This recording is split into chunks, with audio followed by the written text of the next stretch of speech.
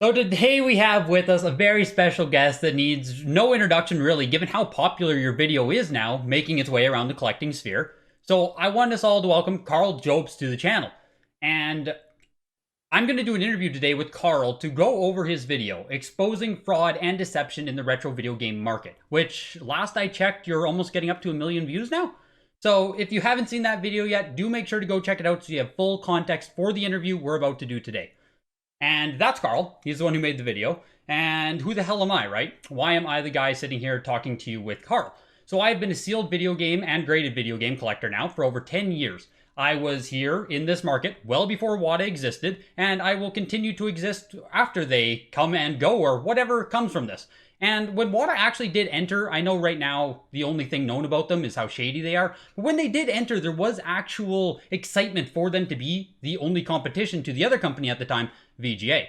I follow this market every time there's a record sale price. I watch it adapt, I watch it evolve, and I'm going to be here no matter what happens with the whole outcourse of this. And I do want to say that due to everything taking place, I do now have a collection that is well north of 6 figures in value. And I only say that to understand that even though I have such a vested interest in the market only booming, I also do care about Karl's call for ethics and transparency. If you want to learn more about graded and sealed video games in this wild world I operate in, I invite you to subscribe to the content. With that out of the way, I want to start the interview. So, Karl, obviously your video is making an insane stir. You have everyone up in arms. The sealed community is obviously saying that you're making claims that aren't true or you're hyperbole or stuff like that. And a lot of the mass that I've seen, a lot of the general public opinion is that you're right about your assertions. Nothing is being played fair here. So I want to talk to you more about this video. And so just quickly, first question here. Are you actually surprised at the reach or outcry or effect your video has been having? Well, first of all, hello. Thanks for having me on. I appreciate it. And just full disclaimer, I am, right after that video was released, I got really sick. And I'm not like completely 100% better yet.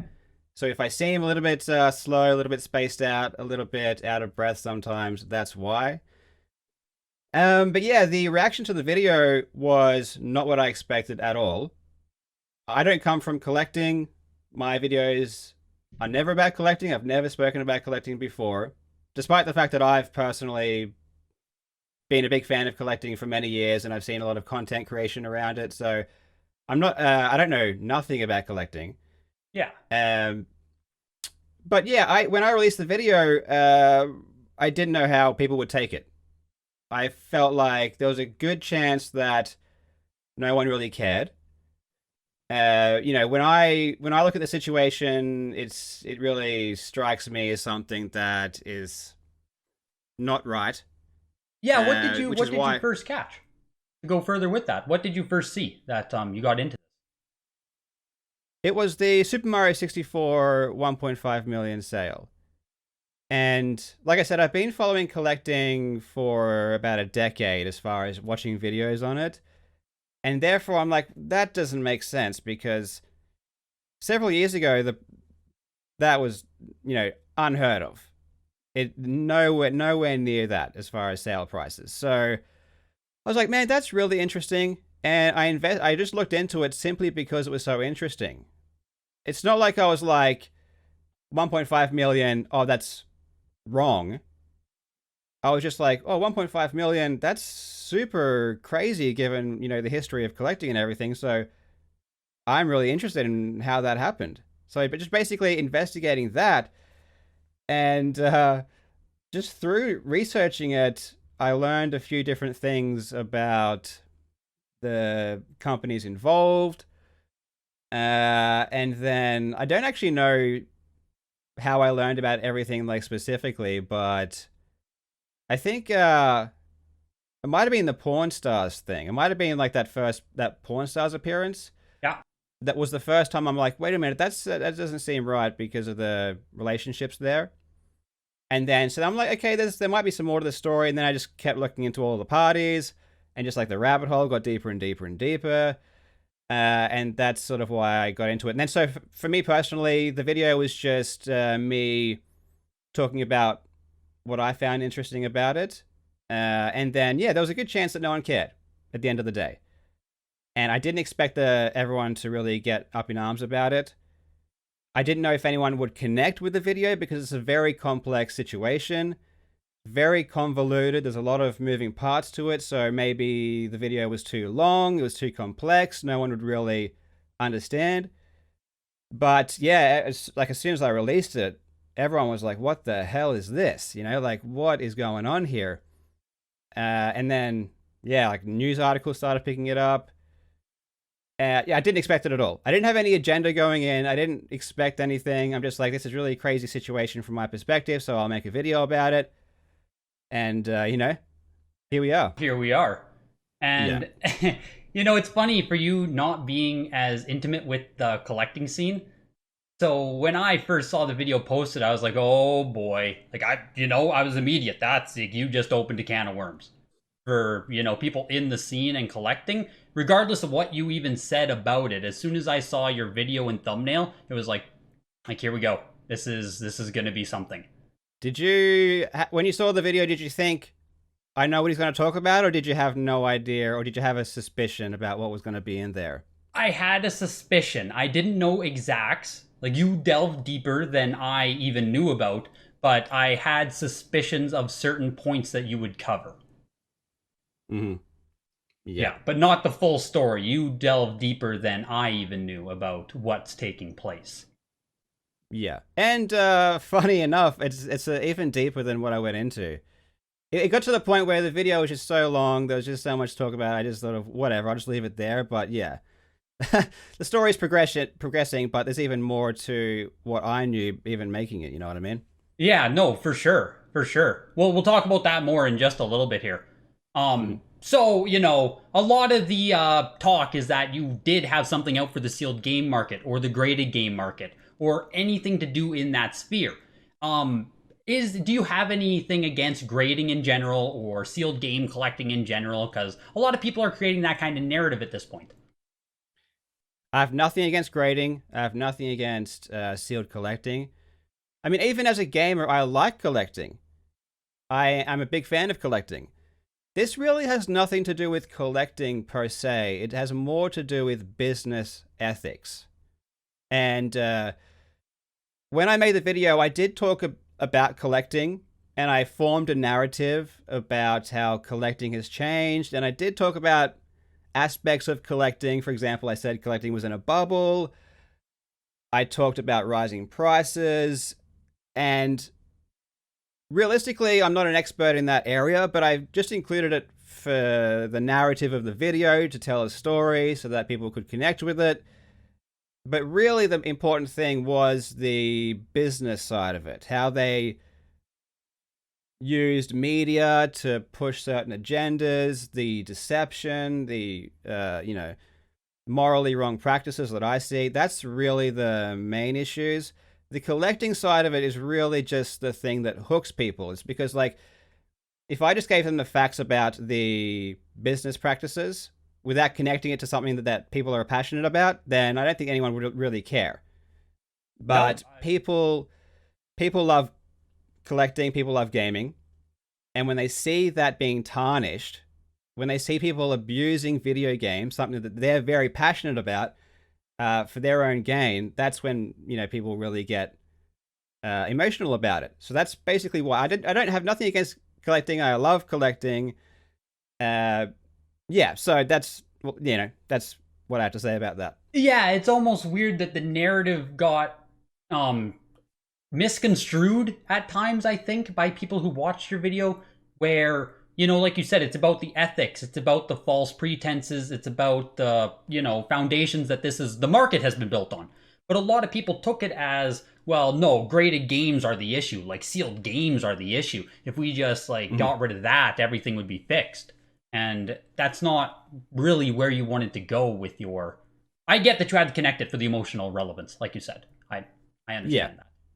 I have my own personal feelings about graded stuff, but it's just my own subjective opinion. Like, for example, I have wanted to get into collecting for a long time, but I would never grade something personally, simply because of the aesthetics of, if I want to display a game that I love, I don't want to ruin it by including someone else's opinion on the quality of my box.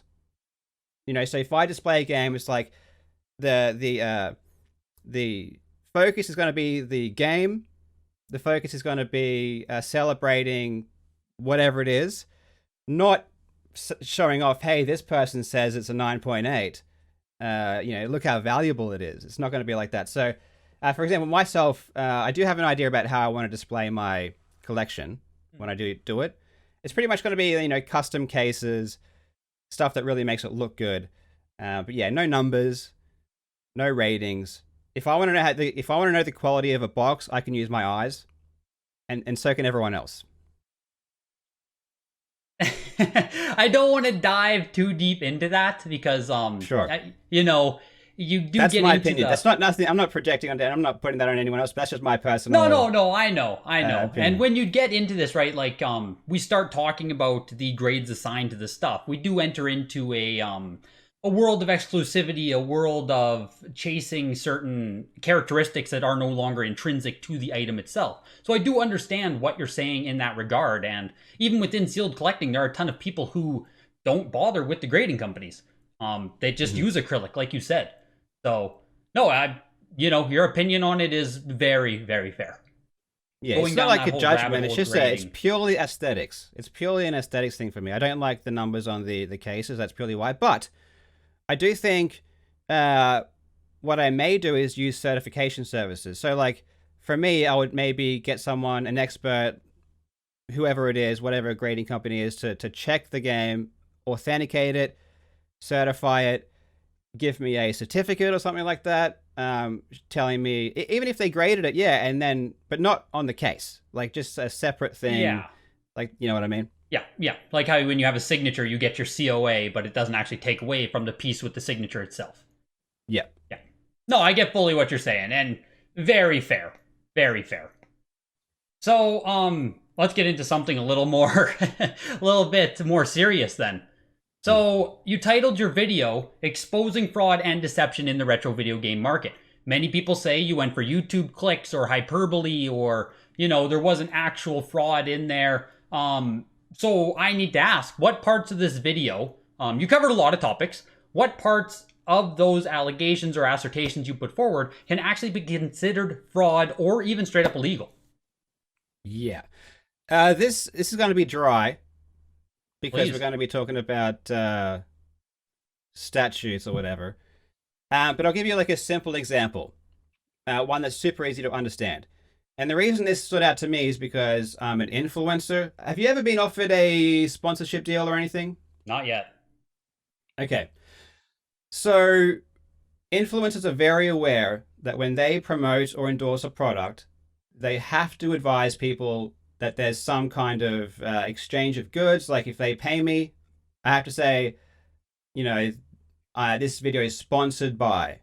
And if you look at the YouTube videos, there's like a little message saying this video includes a paid promotion. So it's very important that if you are endorsing a product and there is some kind of connection there, it has to be disclosed.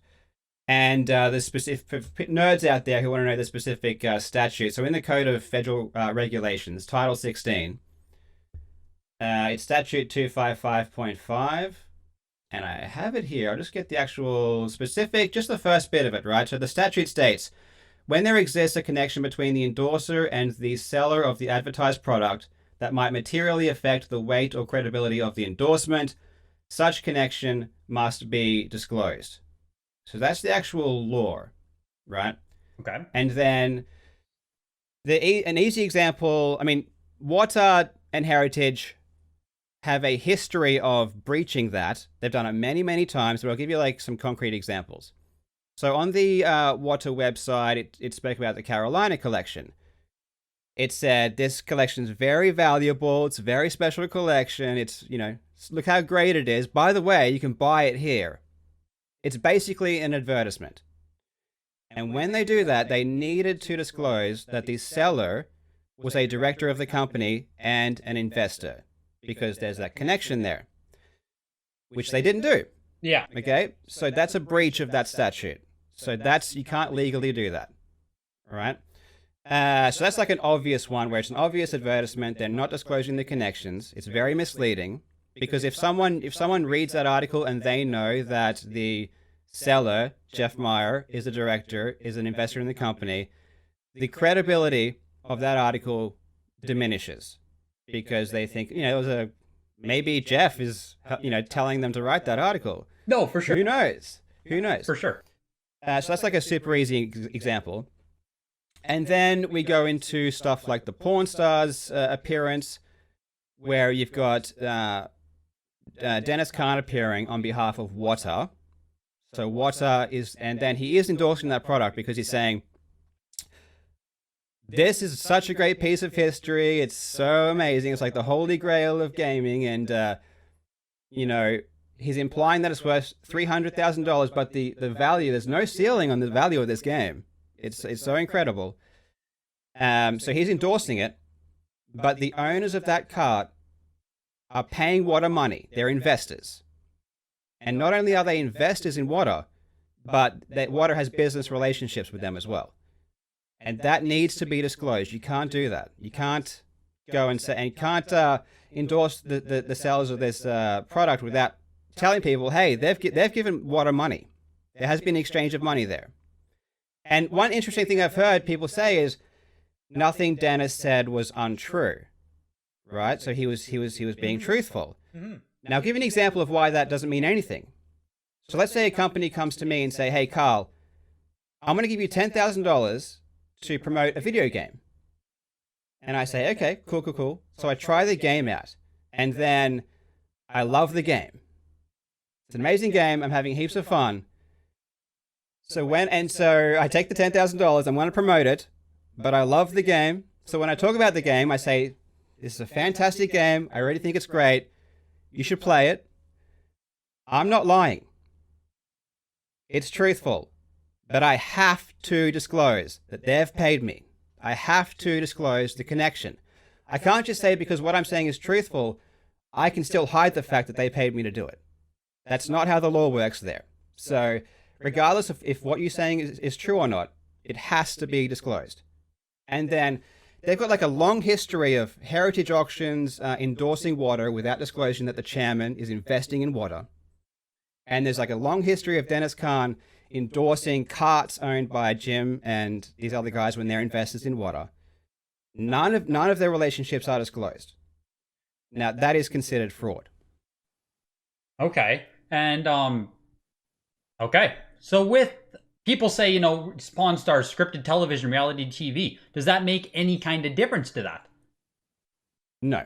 About the disclosure. It would make a difference if, like Pawn Stars, it's kind of weird because Pawn Stars is like the central focus, like the actual pawn shop. The difference is that there's no reasonable expectation that there's a connection between WATA and the sellers of the cart. No reasonable person would watch that segment and think, oh, okay, the seller of that cart has given money to Dennis, given money to WATA. No one would think that. So when there's no reasonable expectation of a connection, it must be disclosed. And that's like part of the statute. Where, I mean, for example, if you take an advertisement on television, people understand, yeah, this is an ad. All the parties know each other. So they're getting paid. So you don't have to disclose that because it's obvious. But in that segment, there's no indication, there's no expectation, no reason for anyone to think that WATA is connected with the sellers of that cart. So that's why it had to be disclosed. Okay. So in breaching that, is the consequence serious? Like, what might happen, I guess. I have no idea. Okay. I don't think it's like too serious. Like it's not like they go to jail or whatever. It's not like. But the problem though is the when you're already breaching the law, okay, it makes everything else worse, okay? Because if you're already being deceptive here, it's the other stuff that's way worse. It's the conflict of interest. It's the market manipulation. It's like, for example, with the Jeff Myers stuff, the fact that they were deceptively selling it and not disclosing that connection, that raises a lot of questions about him grading his own games. Like, it makes everything else way more suspicious. So, like, if the FTC investigates this, which I think they will, they're going to see all this concrete breaches, and then it makes all the other stuff just way worse. You know, then they're going to look at that other stuff far less favorably because of that. So, I don't know what the repercussions are. But yeah, the more serious stuff, like I'll give you an example of a serious thing. Yeah, okay. Where, okay. So in an Ars Technica article, Dennis Kahn says that he compares the Mario Kart that was sold for 100K.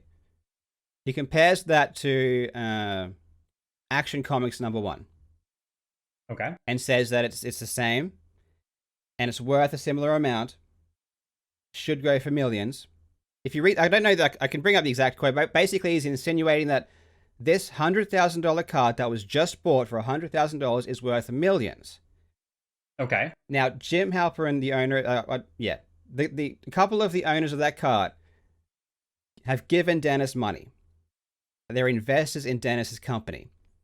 So what it looks like is there can be an argument made, and because it's not disclosed, that in exchange for them giving WATA money, WATA is then appraising their cart in the millions. You know, so it's like an exchange of, you know, there's like a yeah. Quid. What's it called? What were you going to say? Quid pro quo? Yeah. Is that the right way to use that? I think it is. Where it's like I don't use it often. You invest in my company, and I'm going to bump up the value of your cart. Okay, and it was a sizable bump up.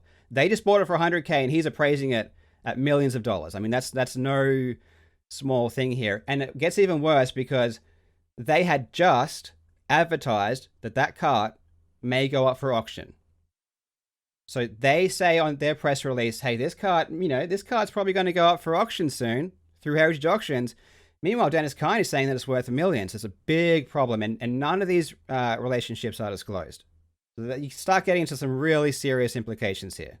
Okay, so it's kind of like you have maybe uncovered these first things, and like you said, it goes deeper than what you even disclosed in the video. So right now we're reacting to this stuff that you have told us, but really, what might come to light with all of this stuff is where we should really concern ourselves, essentially. Well, it's just that we don't know how the FTC will look at the market manipulation stuff. But that's a very blurry situation. There's, they might look at it very poorly and say, this is obvious market manipulation. And then, that's a whole different, what the penalties for that are going to be much greater than just like misleading advertising. And I assume, I don't know how much you've looked into it at this point, but I assume trying to prove targeted market manipulation is no easy task, just due to all of the moving parts. Yeah, I wouldn't have a clue about what the FTC needs. I don't know, what their requirements are to say that. That's something that they would decide. Okay. But it might be a case of, okay, we don't have like a specific law against this. I think there is when it comes to other areas, like other financial areas. Like if this were the stock market, for example. Yes. It'd be like, well, this is clear and obvious. Yeah, right. So it might be a case of, okay, this is getting to a point here in this collectibles industry where we need to regulate this. Yeah. So, stuff like that might create regulation, but it's a bit sketchy right now, and I don't know how you would apply any of the existing laws to this specific scenario. Yeah, no, okay, that's for sure. Because I was going to bring up the point of unregulated markets, just kind of do whatever the hell they do based on the biggest players in it. Crypto moves with whales. This stuff moves with, I guess, Jim, Dennis, and whoever else makes the biggest headlines. But So with that's interesting. Like, I'm glad you explained that. I guess one other question though. What about the Jim and the shill bidding and the anything going on in the heritage realm with the fraud or illegality of any of that stuff. Yeah. I'm yeah, that was such a small part of the video. I put it in there for transparency's sake. They Yep. have been sued in the past for shill bidding. There are reports of shill bidding. That's why but I didn't say they are shill bidding. I simply in the video I said, I mean, I believe they are Mm-hmm. personally, but I didn't say they are. Like I didn't say in the video, look at these reports, they're true. I said if they're true, which I believe them to be, you know, but I wouldn't even. I can't really. No one can really prove that, so I don't want to focus on it. It's not a big thing that I'm really thinking about right now. It's more just the stuff that I can concretely say. And until proof comes out, it's just like, okay, keep that in mind, but don't really put too much stock in it. Don't believe yes, this stuff is happening. That's what I hated. Like people really latching onto that, Yep. and Yep. and and when I hear people talk about it, they say, "Oh, it's all a scam because Heritage Auction are buying their own stuff." And I mean, you can't say stuff like that, like as a fact. Like that's we don't know that, Mm-hmm. but it's very possible, and that has to just you'd have to just basically keep it in mind. Is was my only point really. Yeah, I just actually covered another Heritage Weekly tonight, and a lot of the narrative now, when anything goes maybe even a little bit higher than it should, is oh, they're shill bidding. Oh, well, yeah, of course it's doing this. They're buying their own stuff, and of course it's all bullshit now because if anything goes to any kind of weird point, it's shill bidding, it's Jim, it's Heritage buying their own stuff, and my response was like yours, where I don't want them to be in a guilty until proven innocent type of scenario where, Mhm. like you said, it's almost impossible to prove this type of stuff. So let's just keep an open mind about it, but not implicate them. Yeah, focus on what is we can see. Focus on what we can prove. As far as the other stuff, keep it in mind, but there's nothing much you can really do about it. And when like the point, yeah, speculative bubbles. Okay, as a super quick tangent, I mentioned the tulip thing, right? Yep. And people thought I was comparing tulips to video games, Yep. That's how which this was works. not. Yeah, but it's not the point. Like I wasn't comparing tulips to video games. The only point of me including tulips in the video was just to explain how speculative bubbles work. So I wasn't making a contra. I wasn't saying that video games are this thing that can be grown. And people are coming at me like, well, video games are rare and you can't make them anymore. That wasn't even my point. Okay, so I was just explaining the process of raise the value quick enough to where investors see that and start buying in order to make profit. Okay, so that's how you create a speculative bubble. So at this point, if the bubble is in full swing, which I believe it is, you don't need to shill bid anymore. None of those processes need to happen, okay? Because you already have investors coming in. You already have big money coming in, spending money on these games. All that stuff, the shill bidding and everything happens way early on in the process. Like that's the stuff that kicks things into high gear. Now they just sit. Now really they can go. They can be hands off. They don't have to be actively involved in anything because the spenders are doing all the work. The speculators are in there now, and the process is already happening. It's like, what's the word? I'm too tired to think of words, but the process is automatic by this point. Yes. Yeah, no, for sure. I'm glad you mentioned that as well because yes, as soon as you make a quick link that people can latch to, it becomes the overall narrative. And it becomes really Mhm. dangerous when you put out a 52-minute video where tulips happen in maybe the first 6 minutes of the video, but like the conclusion happens at 49 minutes. So Yes, if someone checks in and checks out, well, video games are tulips, it's all a bubble. And that's the narrative that gets taken. So I'm glad you bring that up. exactly. I guess this is going back to stuff starting at the beginning. The false pretenses at the beginning are what's important, not so much what kind of organic demand might now exist at these prices due to what happened. In your video, another point that was taken is, to quote you, My point is that it's not collectors buying any of these games. It's purely people with a lot of money trying to scam people out of theirs by manufacturing a bubble that otherwise shouldn't exist. Um, and I think people with this are missing a little bit of the point of what you said there. But can you talk more on that quote and how you're quantifying that kind of conclusion? Yes, that is. There's some hyperbole there. There's definitely some hyperbole. My point is not that 100% of the people getting involved are speculators, but I mean, I haven't heard of a single collector. I mean, show me one that's bought one of these like super expensive games.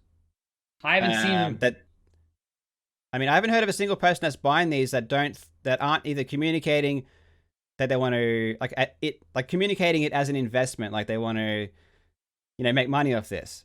I just haven't seen at all any collectors that are buying for the sake of collecting.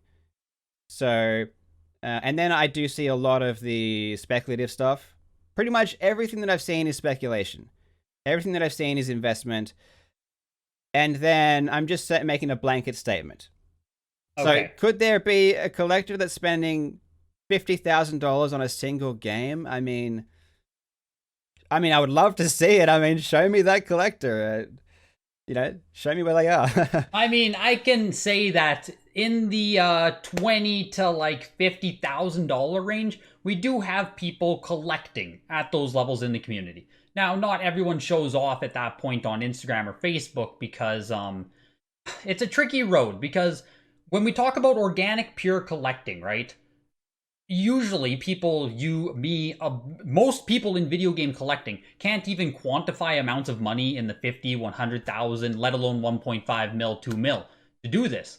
But when making financial decisions such as that at that high of a level, collecting becomes so closely blurred with the lines of capital retention or investing, if you want to go that route, that I don't think you could ever make a case for organic collecting at that level, but maybe an organic investing at that level, not just trying to ride a hype and leave, but you like Mario, you see it as an opportunity, so you'll hold for a couple of years, you're a collector, investor, it all becomes more blurred. Yeah, is it possible to spend that much on anything for a collection? Is the question. But there is a difference between at the lower levels, but then it's all relative. Like some of the people who are collecting many games, they aren't rich, so like relatively, some of their purchases relative to their income is great, and yet still they're not thinking, okay, I'm going to make money off this later. So if and it's all relative there. I don't necessarily buy into the fact that, okay, they're super expensive, so you have to think, okay, what's my return on this? I don't really buy that. Okay. Because, I mean, if you are super rich, then do you need to think about that? And so I could be wrong here. I just don't think the fact that they're super expensive means that you have to then think about return, given that, collecting in general are these not rich people pretty much spending most of their disposable income on this, and they're not thinking about returns. Okay. So with the relativity thing, this world having these kind of prices at this time is very new, obviously. So we don't know if maybe these high-end collectors, people new entering into the market, they might be collecting. We still don't know. We can't quantify that, obviously. But like, more of those decisions to not care could be coming in art or in the form of expensive vehicles or in the form of other things that they don't care about as much about the ROI. But when entering into a new asset class like this, it becomes more of the forefront. It's tough to quantify any stuff like that. I get what you're saying with the relativity. But at the end of the day, it's not. It's all meaningless. This is not like the thing that I want to focus on. It's just like the point I feel like came across. It is mostly speculation.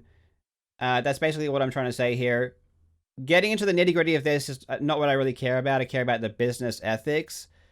So yeah, I don't feel like it's worth wasting time on oh no, there's a couple of genuine in this whole industry of gambling on these price of these games. No, there's a couple of collectors in there. It's like, okay, cool. Doesn't really Change the change premise. anything.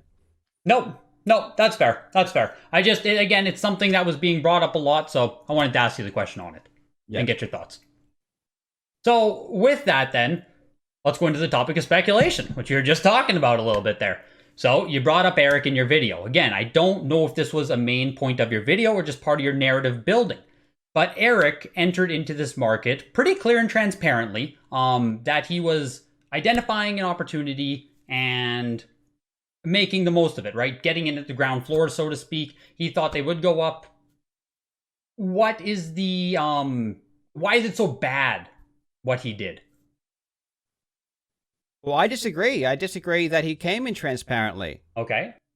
Maybe when he's talking on investment podcasts, maybe when he's talking to other speculators, but why is the Washington Post saying dentist buys $1 million worth of games, okay, and saying he's a collector, which is just false.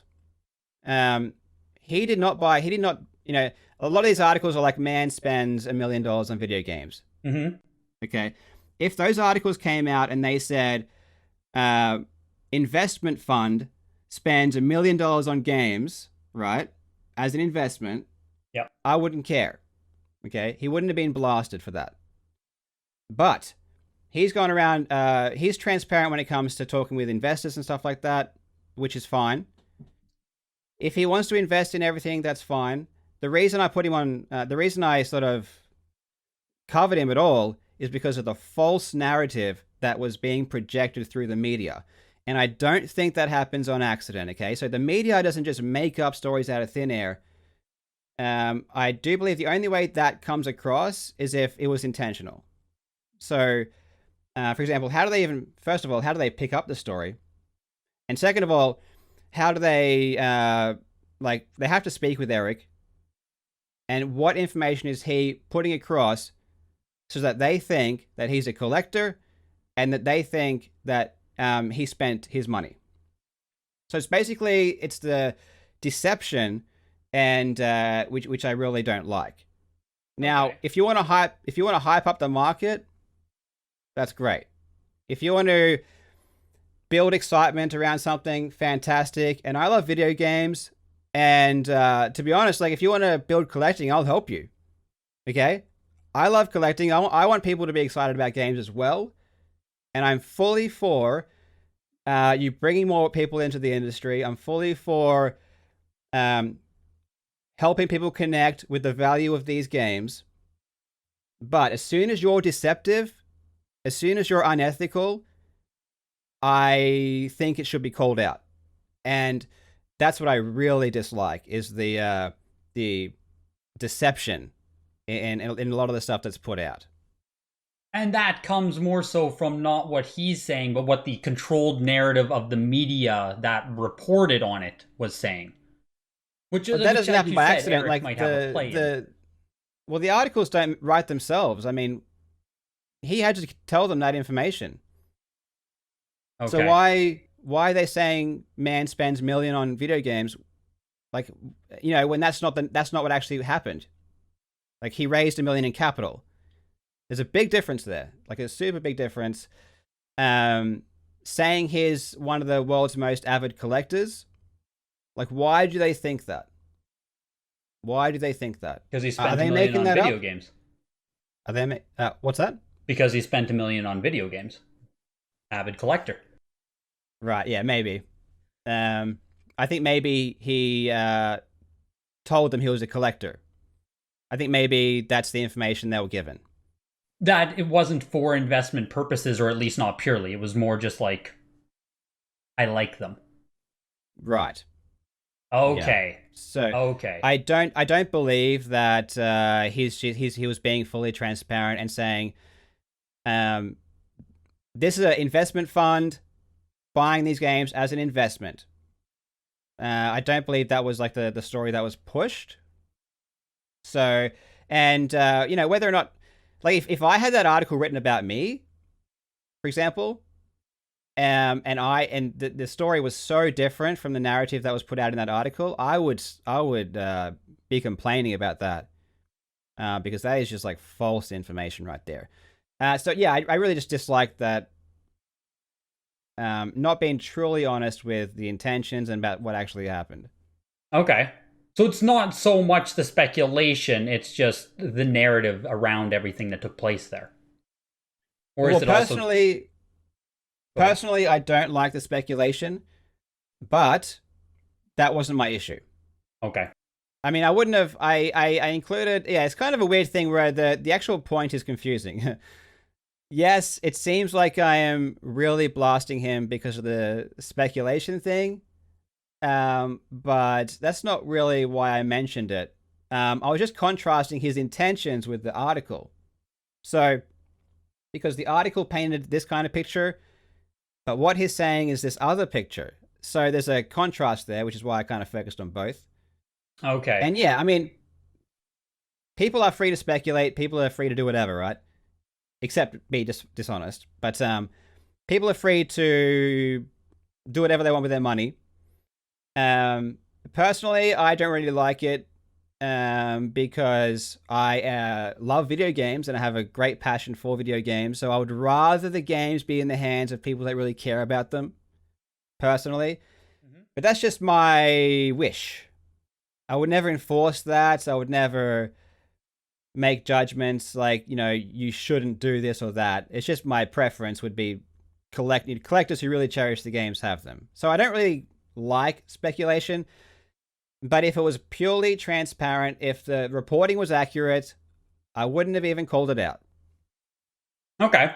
No, that really clears up, I think, a lot of where confusion might lie between that part, because I really took it as the point was the speculation he was taking part in, not the narrative that was built around it all. Mm-hmm. So, and in that same part there, I talked a lot about the personal responsibility of people jumping into the market. How much responsibility is on the people who jump into something like this, hoping for this frenzy type of market to continue? Like, are people victims if they jump into this, or is that their own fault, or how do you view that? Well, because the initial advertising was illegal, then yes, they are victims. If if all the heritage endorsing WATA, if they disclosed the fact that the chairman was an investor in the company, they have a business relationship. If all of these disclosures happened and it was all above board, it was all legal, then personal responsibility becomes much more important. Okay. But because you've got breaches that happened early on, then the responsibility becomes way less, like legally anyway. Like legally, if you buy into false advertising, then you're a victim. So you have like grounds to sue, for example. Like if I buy something from someone who endorsed a product and they didn't tell me that they're invested in the business that they're endorsing, that's grounds for action. Okay, so I'm not, it's not like buyer beware. It's like that. No, that was information that legally needed to be disclosed. It wasn't disclosed. So now the responsibility for me to be aware of that is like, there is none. So yes, there is responsibility or whatever, but I just don't really think that should be harped on because of these transgressions that happened early on. You know what I mean? So it's really not like, is it not fair to expect people to take more responsibility if this does come down then, because it was built on such a false pretense? What do you mean by that? If the market were to drop, right? Say people lost a lot of money because of a bubble burst or because of your WATA story or anything that happens like that, mm-hmm. How much responsibility goes on to the people who jumped in? Or is that really just like, you said your response there, is that really lightened because of the false pretense it was built upon? On a macro level, yes. On an individual level, no. So I mean, when you ever get into speculation, you inherently must accept the risks anyway. So anyone like I said about it all being about returns. Like if you buy an object and the focus is the return, then you must accept the possibility that you're going to lose money on that. So that's on you. You know, when you get into this business of speculation, you have to take the responsibility for all of the risks, etc. But on like a more broad, just a more broad general idea of, you know, if someone creates a bubble, like the Beanie Baby thing, for example, right? That was an intentionally created bubble. And yeah, on an individual level, people needed to take responsibility for speculating and making dumb decisions. But still, on a mass level, you would consider those people victims, right? Because the actual creation of the bubble itself was artificial. So if that bubble wasn't created, they wouldn't have been speculating in the first place. So if the events leading up to the bubble are not organic and it's all manufactured, then just by the fact of human nature, people become victims. But then, on an individual level, yes, they are responsible. Does that make sense? No, it does, actually. I like the way you put that. That the macro really is going to dictate what you do on an individual level, but you still have to be responsible for your individual, what you're going to do. But I understand that, yes, if the macro is false and we all jump in, how much can you blame? No, I get what you're saying. I get what you're saying on that. It's like there's a reason there's regulations on advertisements. Mm-hmm. There's a reason you can't advertise directly to kids, or like that's probably a bad example because they really don't have adult senses or whatever. But there's a reason there's regulations on advertisements, because you could say, it's the person's responsibility to buy something or not, right? But on a mass level, if you send out false advertisements, you're going to suck in a certain percentage of people, right? So there's like two things where, yes, there's responsibility, but also you are directly causing things to happen purely because of human nature, and you're never going to get around that, okay? So there's definitely both sides going on. No, good. Because I really harped on the personal responsibility level, so I was curious as to how you viewed it yourself. So, you made the video. All the information's out there now, right? What do you expect to actually happen? And let's just start with WATA Games. What do you expect for changes or to happen with them? I don't expect anything, and I never did expect anything. I thought at like the best case scenario was they release population reports. That was like something where there's actually a reasonable chance this causes population reports to come out. I would say that you caused VGA to release them immediately. Yeah, possibly. If I did have any agenda in the video, if I thought, okay, if I make this video, if it does connect, what would happen? Yeah, it'd be the population reports, which I think should come out. So I think that might happen. I'm very surprised they didn't even mention that yet. Very surprised. They just completely silence on it. Like VGA, like you mentioned, came out immediately and they're like, okay, let's do that. I mean, just the response from the public is so overwhelmingly, universally, we need population reports. And for a brand or company to just ignore that is just so crazy. Like, what are they thinking? Like, they should immediately be like, okay, we hear the people. Let's release this data. I mean, it's unbelievable. So, yeah, VGA is said they will. So, I mean, yeah, maybe those will come out. I have no idea what they're doing. They're just being really weird. I have no idea. I think there will be, especially with some recent, the recent developments, like the Mark Haspel side business selling water graded video games that just came out. Yep. I mean, I think we might see terminations. I really do think we're going to see. Well, Collectors Universe now owns WATA. Yep.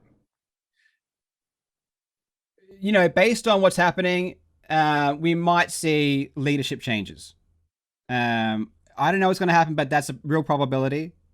we might see some. I don't know. That's probably one of the reasonable things that'll happen. I don't really have any other expectations per se because these are big businesses, and I'm just a YouTuber, So I have no idea. I'm out of my league here. I just made the video because it's just an interesting thing. As far as like what happens on these big levels here about, these are like what is Collector's Universe is like billions of dollars capital, right? So I mean, who knows what they're thinking? Who knows what actions they're going to take? I have no idea. That's out of my league for sure. I have no idea. Okay. Just it's funny you do mention that WATA, has been silent on almost all accounts here, which is what I expected based on all of their other communication with the public at this point in time. Just, participating in this market. They don't say much about anything. But I hope they do say something regarding the pop report soon, because I agree that is an immediate expected response. Even if it's just like, oh, we'll get them soon. That's all you have to say to at least quell that whole argument or discussion. Have you heard anyone say don't release them? Like, have you heard anyone say this is a bad idea, like from the public? No, the only people like even people who are deep in it. Like, I have such a lead, such more information that if pop reports come out, it doesn't even matter. Like, the people deep in this are still so ahead of, you or someone else not involved in it, that a pop report isn't going to change anything for how I operate in the market. I don't know. Well, even Heritage came out and said, we need population reports. Did you see that? Heritage said it. Heritage said, Jim said it. For this industry, for the health of this industry or something like that, we need population reports. How soon ago was that? Where was that? That was, let me bring it up. I'll bring up the actual full statement. Yeah, please. I did not see that. As much as I try to catch every piece of news that happens. Okay.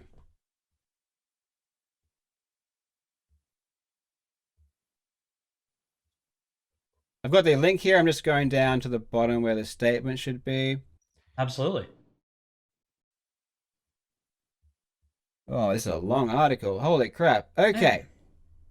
Heritage prides itself on transparency, which is why we post every result from every auction. Heritage and Jim wholeheartedly agree that as the video game marketplace continues to evolve and mature, that population reports are an essential component needed to maintain its transparency. Nice. Very, very nice. Yeah. Which again is surprising that WATA has said nothing.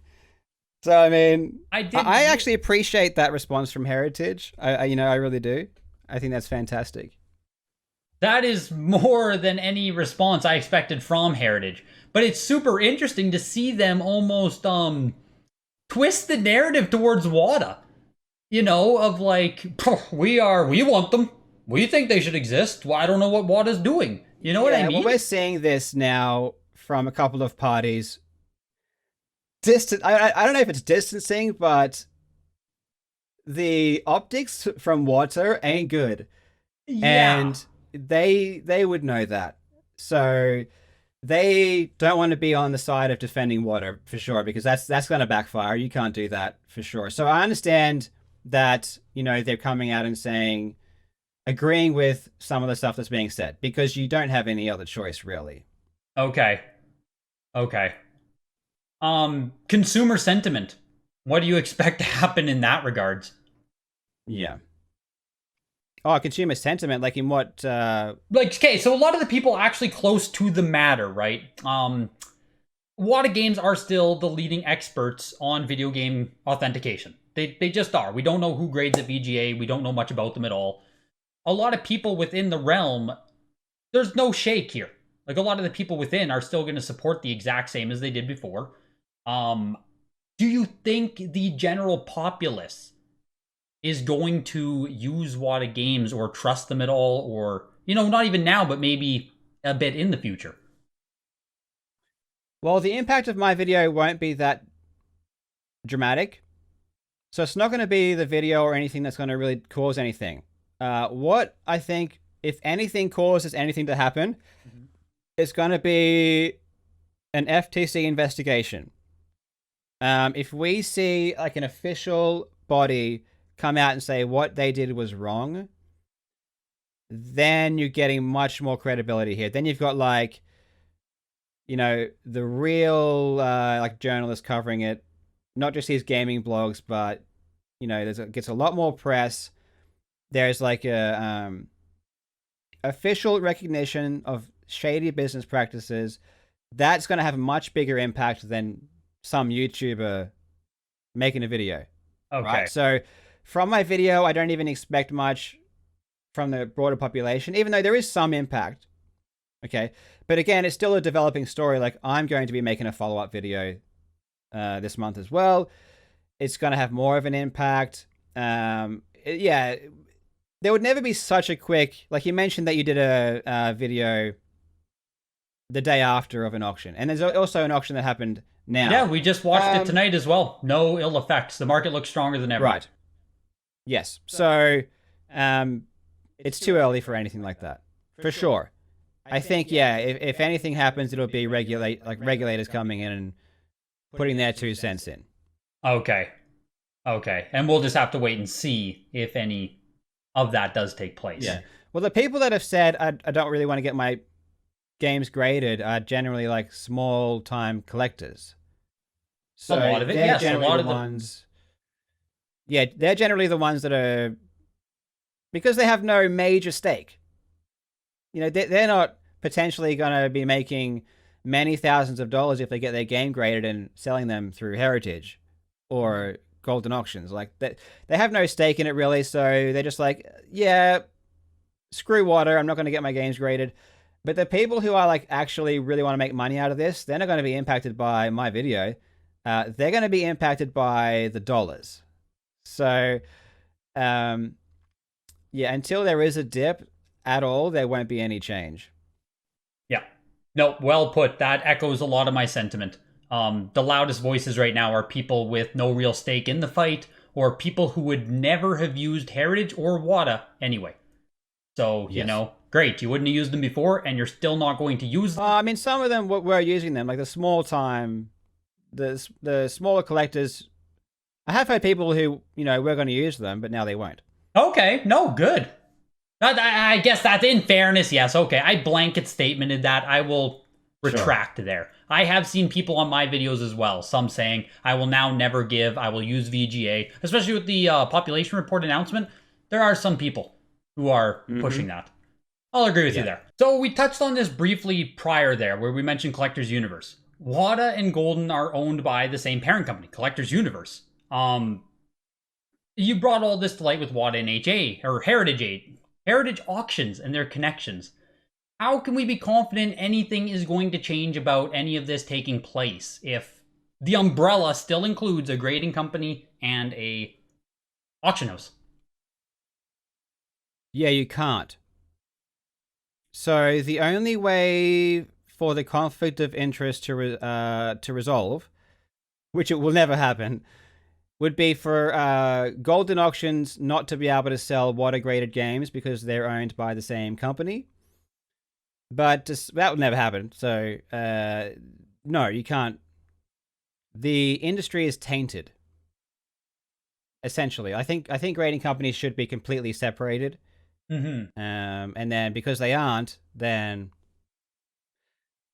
the corruption, again, it's like, I'm not saying there is or isn't or there always will be, but if you allow these conflicts of interest to happen, the corruption finds its way in there. It's like, it's just a tale as old as time. Where abuse can happen, it will. So whether that be overgrading games to raise the value to make more money for the auction house, stuff like that, can you really trust it? In my opinion, no. So you should always enter into something like this with a healthy dose of skepticism, especially when you know the connections such as these exist. Well, I mean, I wouldn't enter into it, but yes, if you were to, then yeah. Yeah, you would simply avoid the whole scenario, hey? Yes. Yeah. Yeah, but if you want to get into it, whatever. That's your decision. No, absolutely right. That couldn't be put a more basic way. So in the video, right, there's many assertions about WATA. They might be overgrading, they might be shill bidding, all this stuff.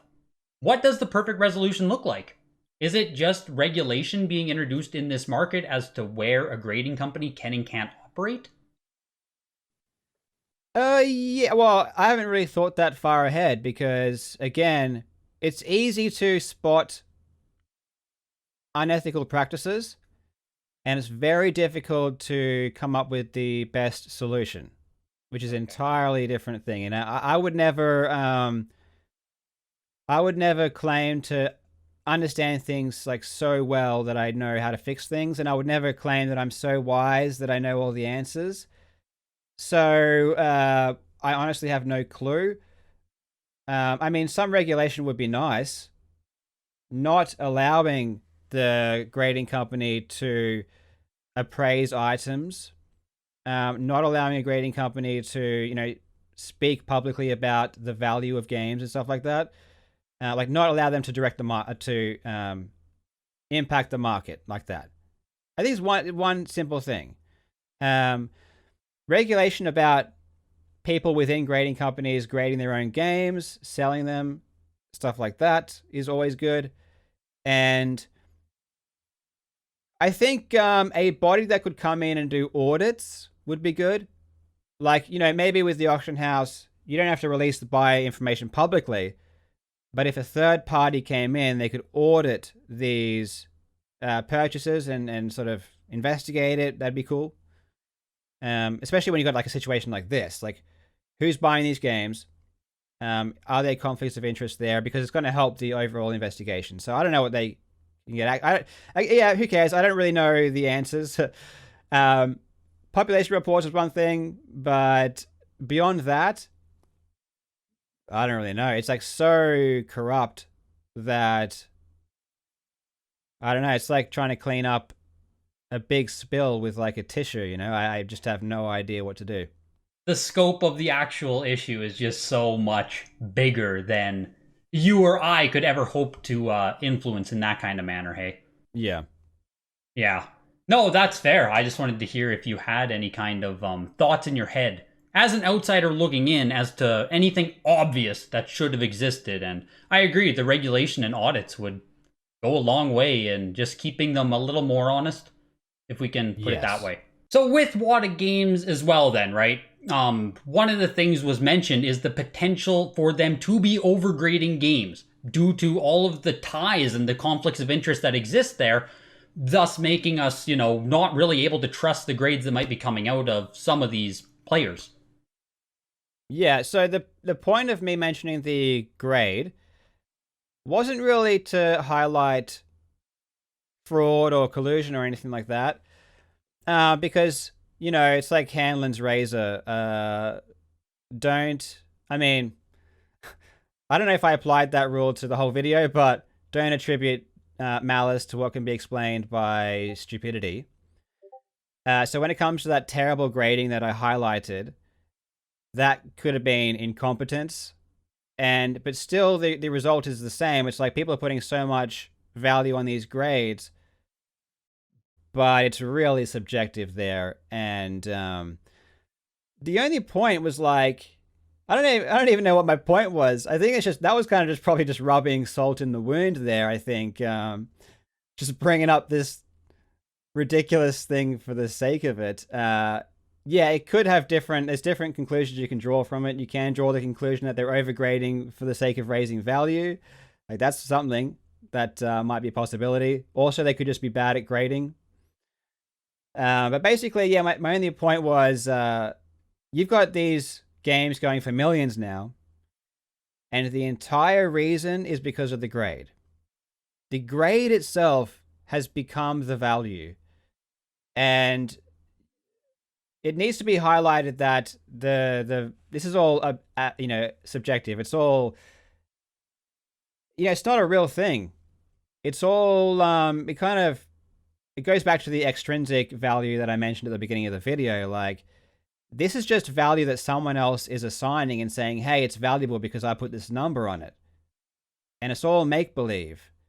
And again, it comes back to what I personally would want when I grade my games, which is like certification. I think super important. Get an expert to have a look at it and say, yeah, this is the real deal.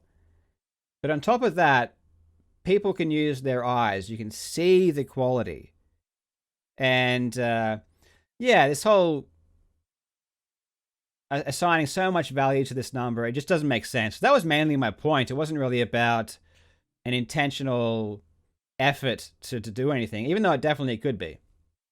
So you're not positing that they, are overgrading their games? Because, you brought up that egregious example there of the Saturn Tomb Raider, which, was an egregious example of a game that just looked overgraded based on everything the website presents and what we should come to expect of a 9 point whatever A+ seal rating on the game. Yeah. But my point was really just best case scenario, this shouldn't happen. Best case scenario, they're still showing signs where, these things happen. I mean, I just don't understand how that could happen. How does that happen? Like, explain that to me. Like, explain that grade. I would love to see that. I would love to be there watching that person grade that and then putting that value on. I mean, do you have any guesses about how that happened? Was it like maybe it was a like an administration error. Maybe they assigned it a B+ and it got entered in as an A+ or something like that. There is something there too, maybe. From what has been seen of a lot of the graded games, the seal rating is where consistency is starting to waver. I guess we can put it there.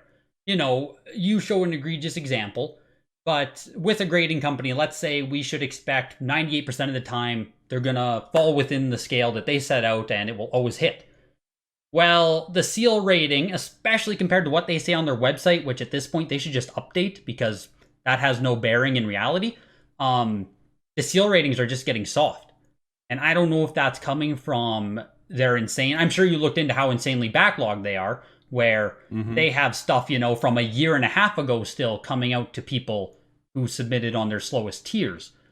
So I have to assume it's a case of we're pushing so much volume through that, quality assurance has gotten worse. The cases themselves have a lot of issues, and grades are seeing more inconsistencies. There's some issues at WATA, man. How can you be so backlogged? Like, how hard is it to resolve that issue? I don't envy them right now. They're in a bad spot.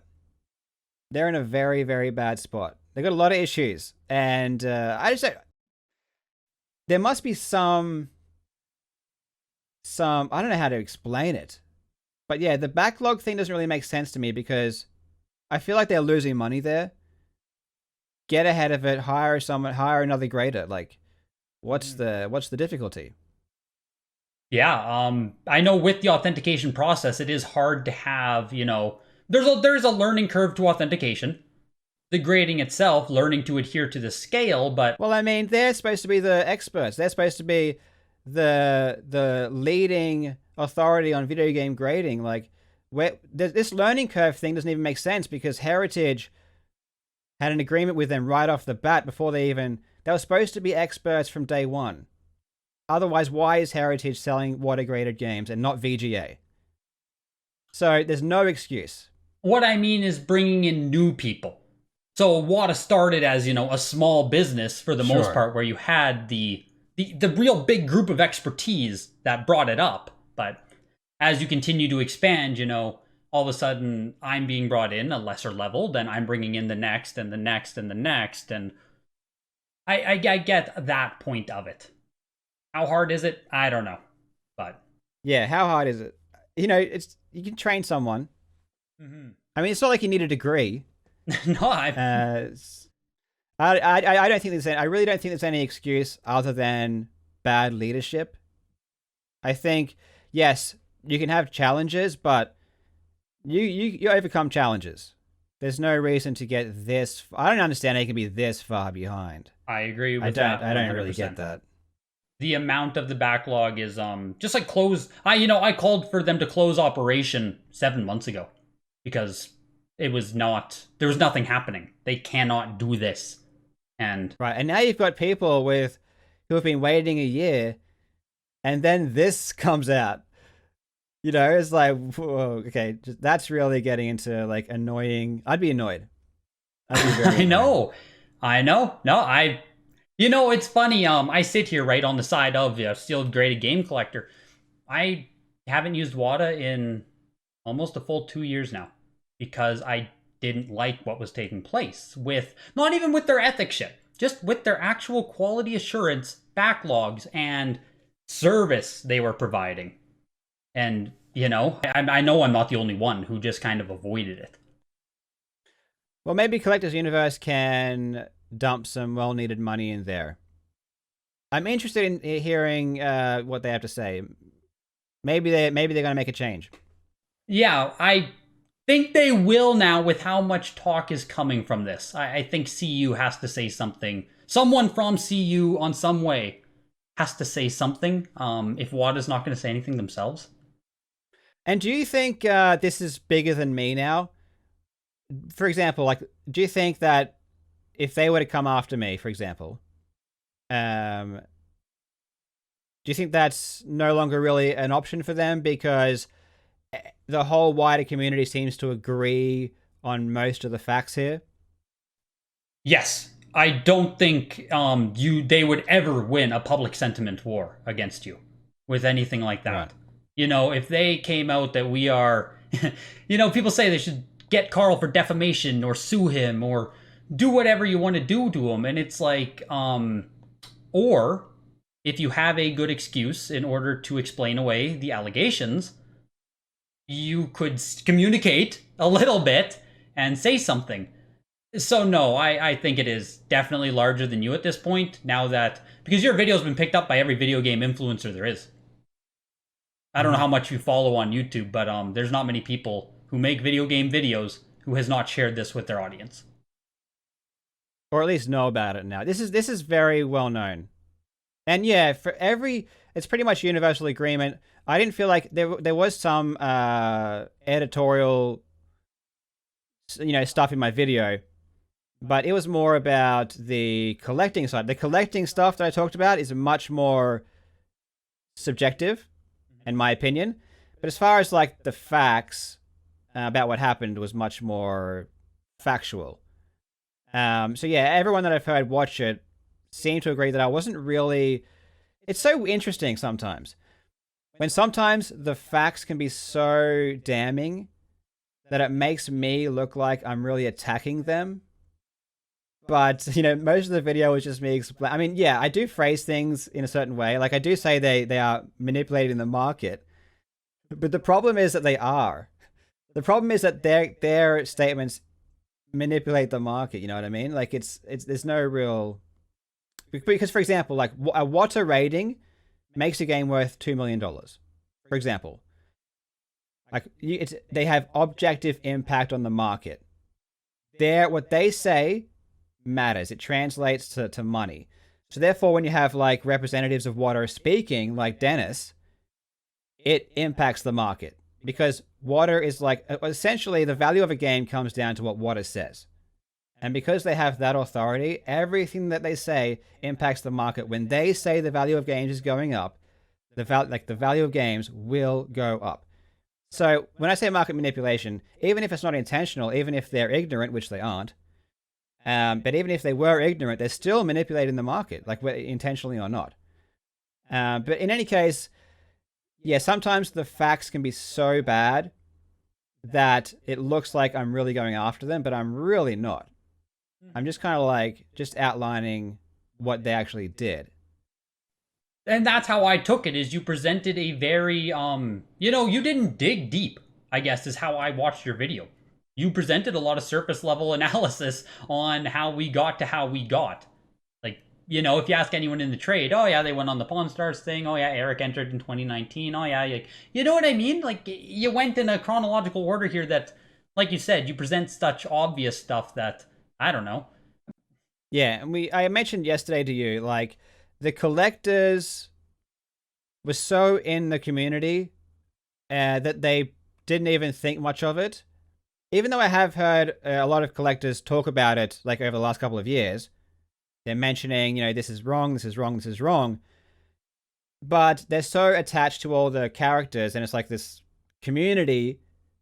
They don't. I think it's easy to overlook how bad it is. Yep. But it's when you have like someone who's not attached to the situation, who doesn't know any of these people, who's just coming in at a third party, looking at everything objectively, then they're like, "Wow, this is bad." How does this happen? How do people let this happen? I have no idea. But yeah, from everyone else's perspective looking in, it looks way worse than I think people inside the collecting sphere understand. Which is why the backlash was so much. I believe that fully, and I think it's why a lot of things say, "Oh, why is Karl making this his fight? Like, why this outsider is coming?" But I think in a lot of ways we need the outsider perspective to be the one to put this on a platform to see if, okay, this dude's looking at it now who doesn't have a vested stake in any of this shit. What does he think? And you so easily put together dots where it's like, okay, because Well, the thing is, the fact that I don't have a vested interest means that this has less to do with collecting and more to do with the unethical practices. Right? So I don't have a skin. I don't have skin in the game when it comes to collecting. So why am I so interested in it? It's not because of the collecting. It's because I look at the behavior and it's so egregious that I feel like I have to mention it. I have to talk about it, just out of principle. Like I couldn't, and no one else is talking about it. I mean, collectors are, but the reach is small. Yep. I haven't heard anyone else talk about it because they don't know. No one knew. No one outside collecting knew. And it was very interesting when I heard some collectors talk about this video. A big thing that comes up was, "Oh, this video doesn't say anything new. I already knew that." And it's like, good for you. Okay? Because 99% of the population had no idea this was happening. And just because you know what was happening doesn't mean that I can't talk about it. Doesn't mean that I can't share it with everyone else. I don't even understand the point of saying I already knew that. I don't understand what that achieves. Because evidently, other people didn't know. And yeah, I think people who are in the sealed market take it personally because they're impacted. And I understand that they would be upset if they are impacted negatively over this. Of course. But I'm not going to be like, okay, I see this, what I believe to be illegal activity.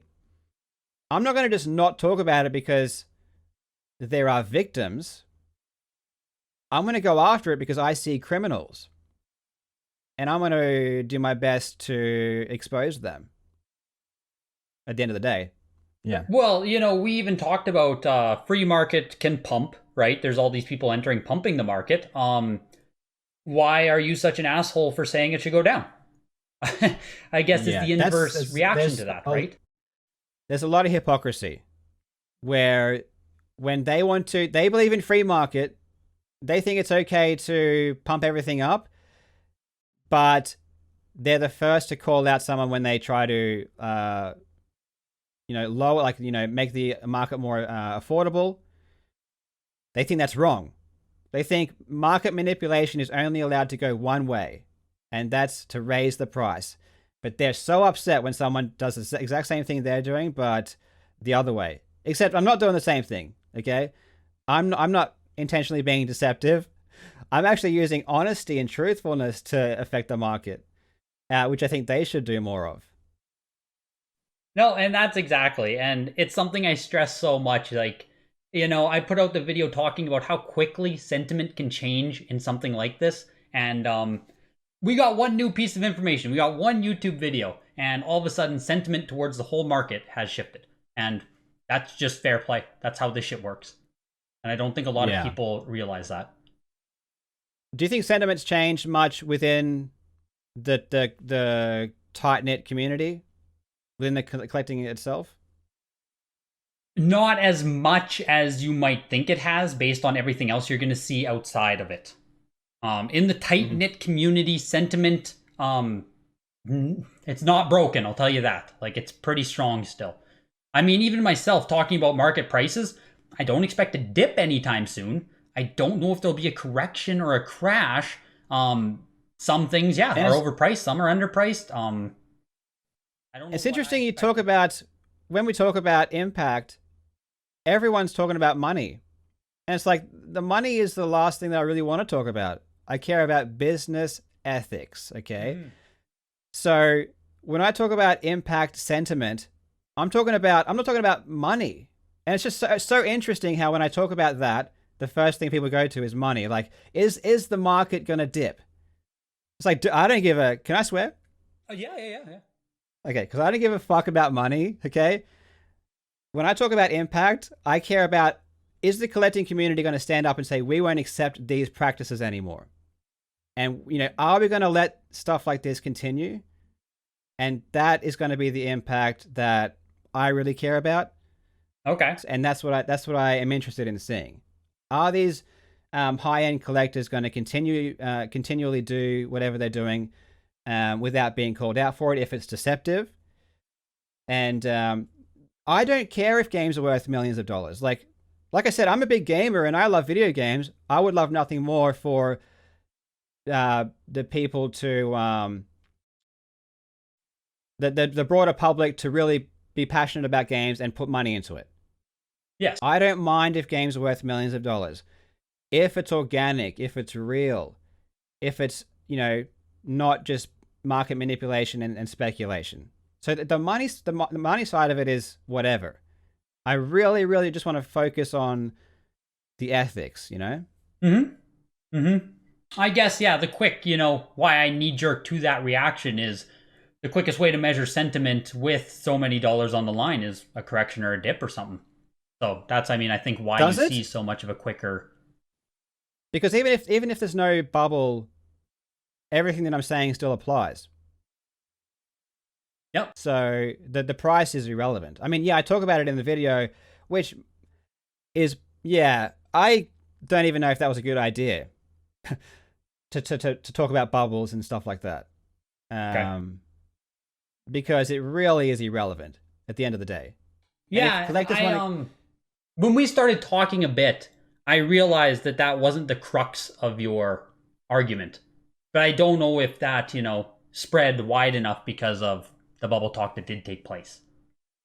Yes. At the end of the day, like I said, the bubble thing was probably a mistake. Maybe I needed to include it in the video to help people connect, to have people talk about it more. Maybe it was a necessity, but at the end of the day, it's just my opinion.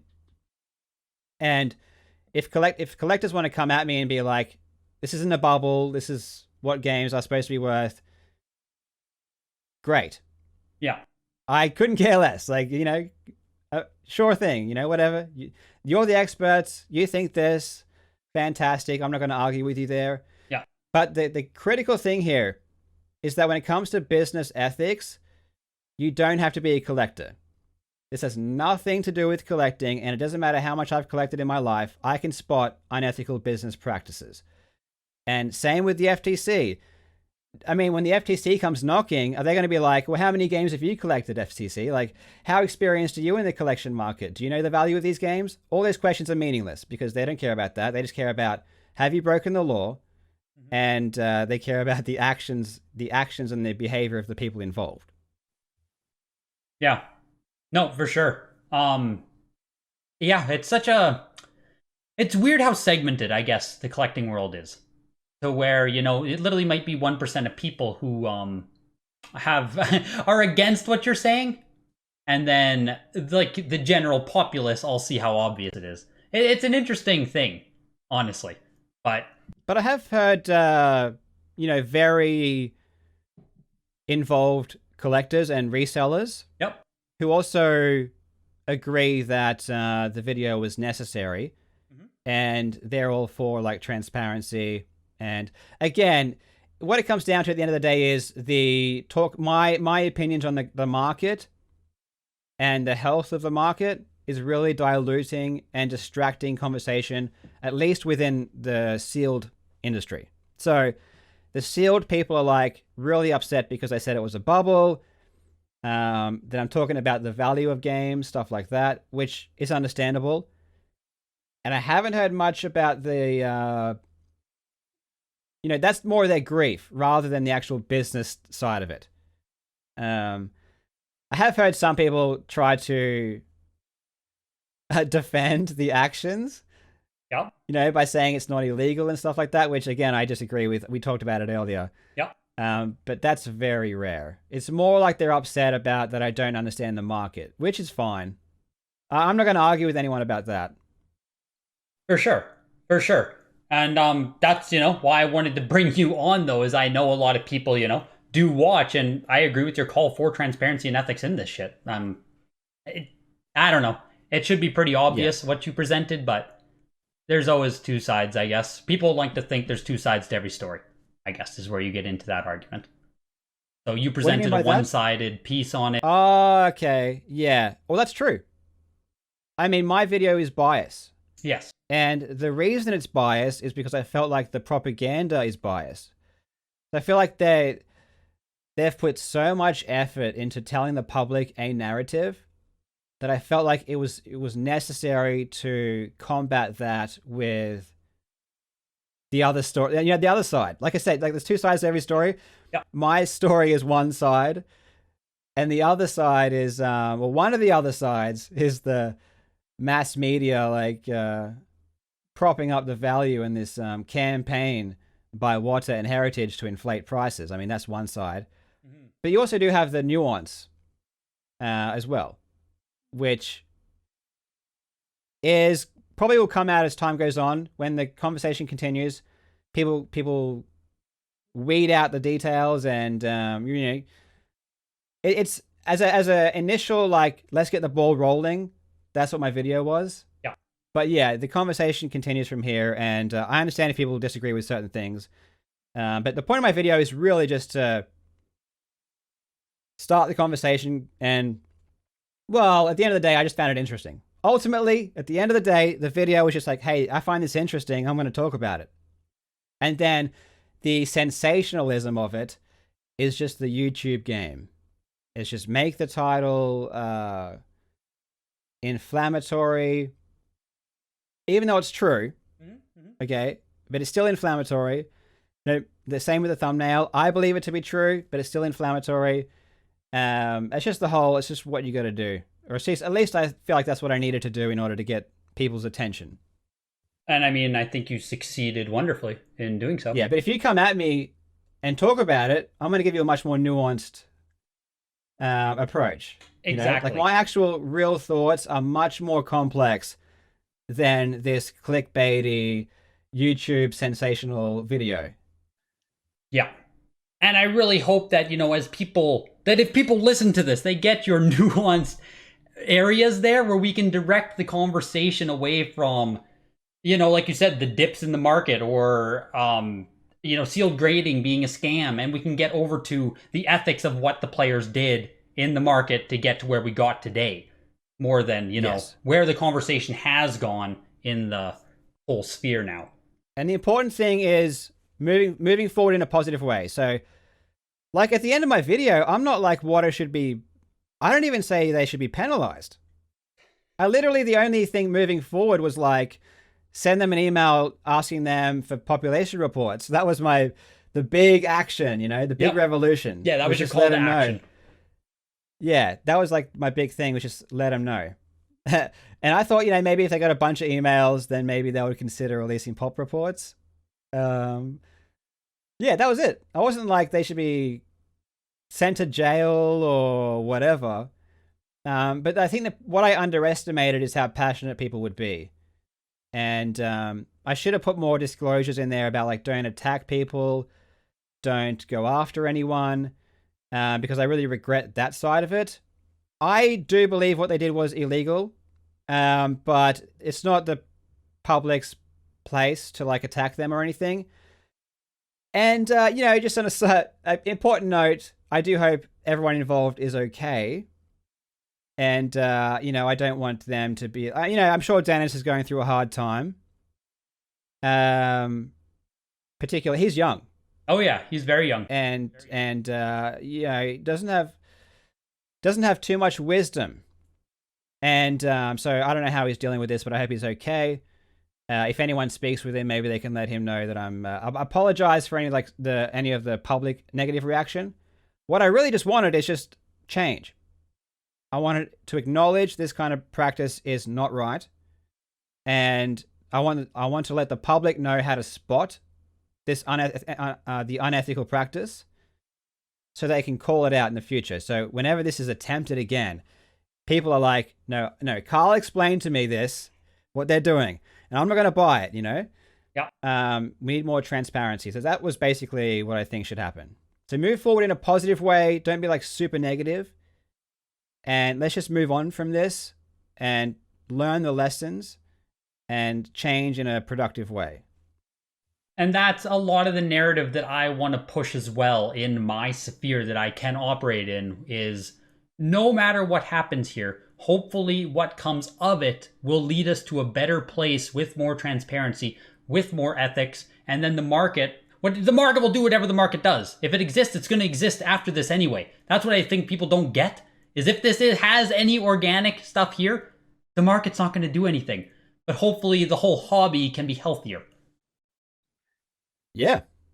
Yeah, exactly. Going back to the end of your video, Karl, at the very end, you have a clip there of Sean with Reserved Investments talking, and he is saying that we should be demanding better from Heritage, we should be demanding better from WATA. So, as a customer, as a consumer, as someone who might use those services, what does that look like? What can I do to demand better? Well, yes, one of the things is reaching out. It's a tough question to answer. I think these businesses react to public sentiment. How acute that reaction is one thing. Like, how much do they really react? If it's just purely reacting to dollars, I don't know.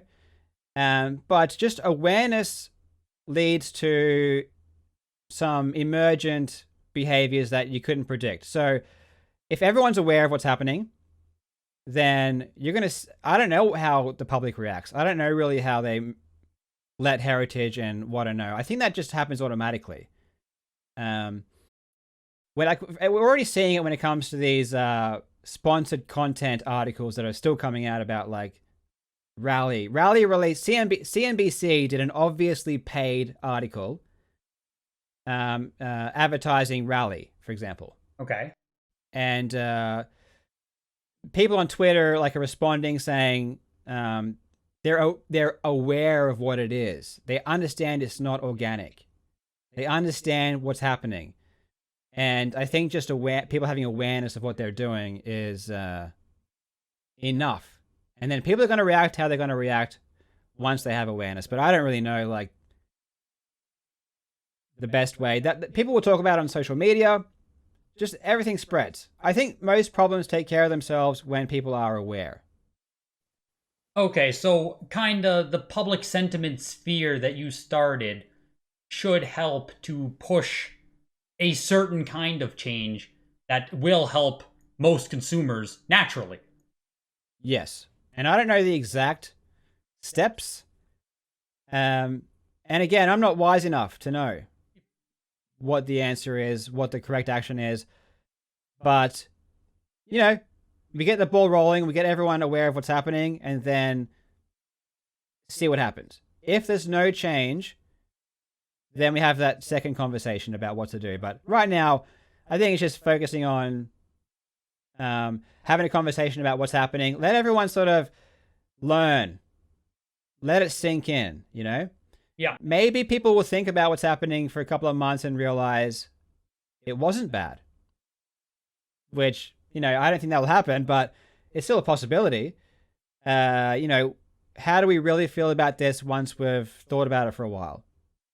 So I think just have the discussion, have a think about it, and then see what happens. For sure. Because, yeah, like we talked earlier there, you're dealing with billion-dollar companies. Enacting any kind of demand or change on them is really quite the task. To demand better of heritage auctions, for instance. Yeah. And again, maybe there's nothing to be changed at this moment because all the damage was done early on. The damage was done with the deceptive advertising that was done like 2 years ago now, 2.5 years ago. Yep. And then once the ball's rolling, heritage auction is no longer like directly impacting the market. So what can you do at this point? They're already not taking action anymore. So whatever. I think it's just really just holding people accountable and bringing awareness. Yeah. I think a lot of people don't realize how little heritage or anyone has to do anymore. That it's not right now that we're emphasizing on, it's how we got here. And I think that kind of people miss that point from everything I've been seeing in my own realm anyway. Yes. Yep. But is there anything WATA could do to gain your trust, Karl, at a point like this? Yes. There's a couple of things they could do that would help. Apologize. Release pop reports. And a recognition that what they did was not ethical. Like, acknowledge the conflict of interest. I think, well, again, this is like going to make me sound super negative. I don't want to be like super negative, but get rid of Mark Haspel, for starters. Like when people do stuff like this, heads need to roll, unfortunately, because you need to set an example. You need to like say, okay, if you do these types of actions, and again, we're talking about Mark Haspel because Khan's out there saying that employees cannot grade or sell their own games. Meanwhile, Haspel's got an entire side business grading and selling WATA graded games. I mean, it's unbelievable. Terrible look. Yeah, so that is a fireable offense. Not that it matters because he's with CGC, who's coming out with their own grading stuff anyway. So I don't know. Maybe they'll just grab Mark from WATA and put him in their own grading service. But maybe his public perception is ruined now. Yeah, I just want them to acknowledge what they did, and really, I think they should get back to they should have a conversation with the public and understand what the public wants. Have that conversation at least. And personally, I'm a nobody. What I appreciate, I did mention Jeff Meyer in my video, and I appreciate that he's like reached out to me for a talk. So when I feel not as sick, I will speak with Jeff. And he's actually attempted to make a statement.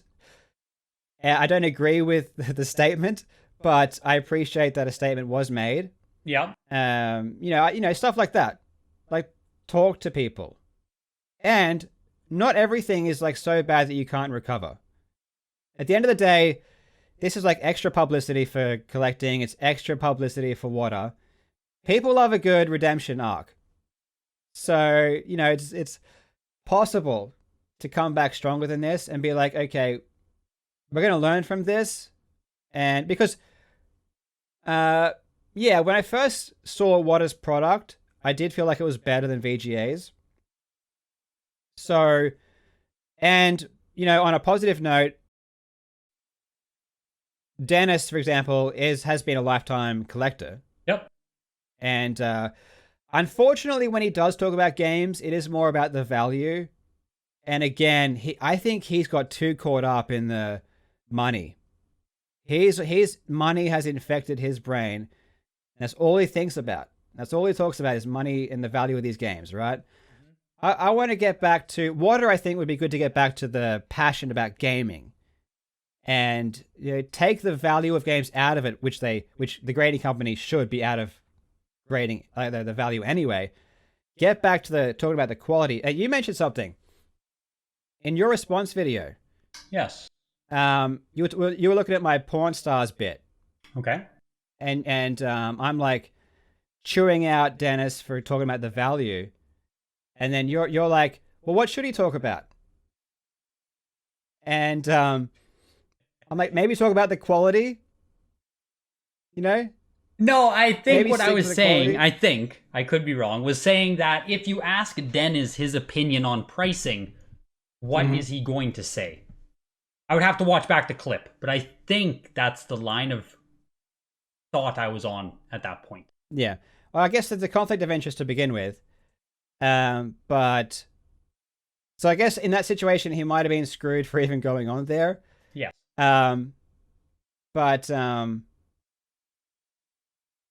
I guess I don't know how he should respond. I mean, ethically, he should respond with, um, well, I don't know. Maybe it's a lose-lose situation in that situation. So, but I guess in principle, he should have said, "I can't really talk about the value." I mean, it's not a good answer, but But um, Pawn Stars even has experts who come on though, who say I cannot say the value. Like I've watched a lot of Pawn what Stars. what do they? What's their excuse? It's just not their realm. It's just like they'll bring in someone for book authentication or something, and like that company features, they will authenticate the book for you, but he has no say in market or what it might sell for and stuff like that. Yeah. What I also didn't like is that he made public a private offer, and like I talked about, yeah, basically private offers don't really impact the market too much because they're private. So what he did there was really bad, where he was like giving weight to a private offer that should otherwise not be affecting the market, and it's like especially bad as a representation of WATA. Does that make sense? Yeah, it does. Like Because if people are making deals behind closed doors, right? To use that as like a benchmark for how much a game is worth is dishonest. Like I think, and it's also not a good practice in my opinion.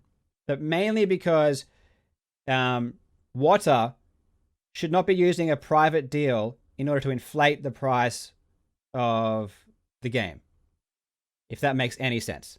no, I think it Um, does because it's really easy to like you say it's a private offer, right? It's a lot harder to even verify anything happened. And when you start talking about the world of private offers or trades or any other way when you can get from point A to point B without a paper trail, essentially. yeah, but I think he should have just stuck with talking about the game, talking about the you know the impact of the game, but mainly the quality. And yeah, but I guess ultimately, um, WATA should stick to talking about the quality of games and the bring the passion back in. Bring the passion back in.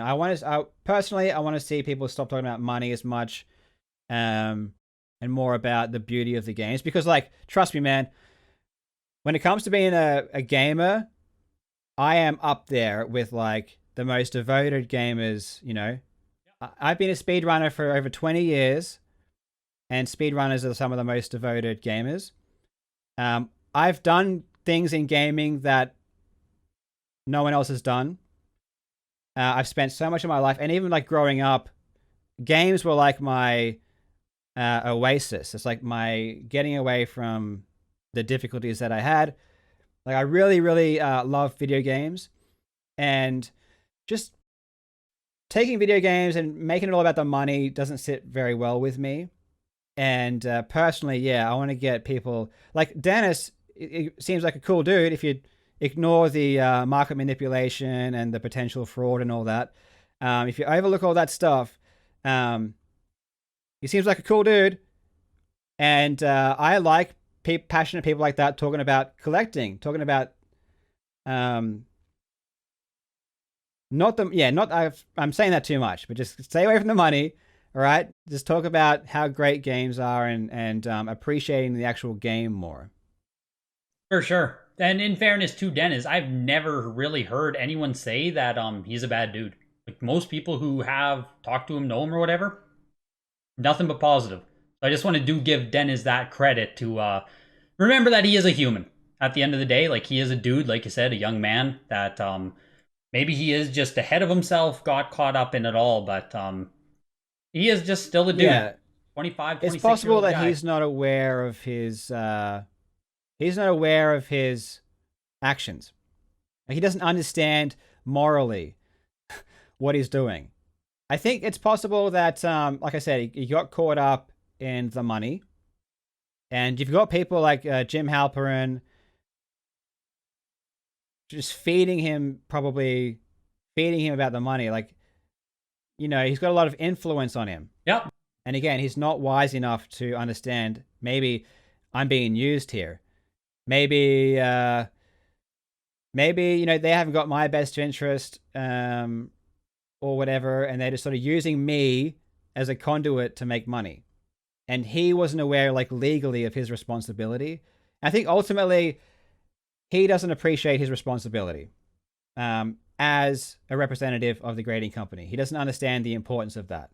So Yeah. maybe, hopefully, I don't really care about punishment to him or whatever. I just want awareness from him of what he did. So nothing is so damning that it's irreversible. They just need more acknowledgement and transparency with what happened, with what is being claimed, and actually acknowledge where they should go in the future. Yes. Well, for me personally, I don't hold grudges if someone takes responsibility and learns. I've never been someone to be like, you made a mistake, therefore you're written off. That's not my stance ever. No, that's when we talk about it in such a simplistic way right there, it sounds like such an easy PR move to just get back to, like you said, more of the roots of what Dennis was when he was just a passionate collector, not associated with WATA, going to campouts with Nintendo Age and just, shooting the shit with other collectors, just enjoying the hobby. And, for WATA to get back to that kind of image, I think I agree would really. Yeah, well, their response was poor. For example, they said that I never attempted to reach out, but Dennis knew that I was making a video on this. Like, he knew. And because I reached out to a third party who let Dennis know that I wanted to speak with him, and Dennis decided not to. But WATA came out and said that I'd never attempted to make contact. I saw. I would have been very happy to speak with Dennis. And I was like, and he knew that I was investigating like the Jeff Meyer thing.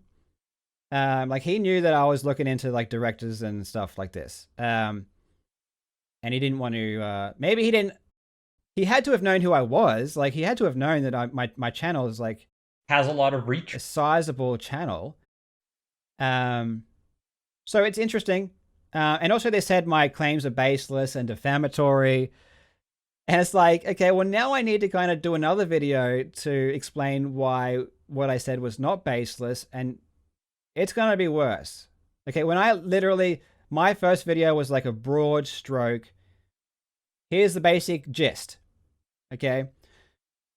But now I have to sort of do another video where I'm like, no, you broke this law, and, this is what you did wrong here, here, here, here, and here.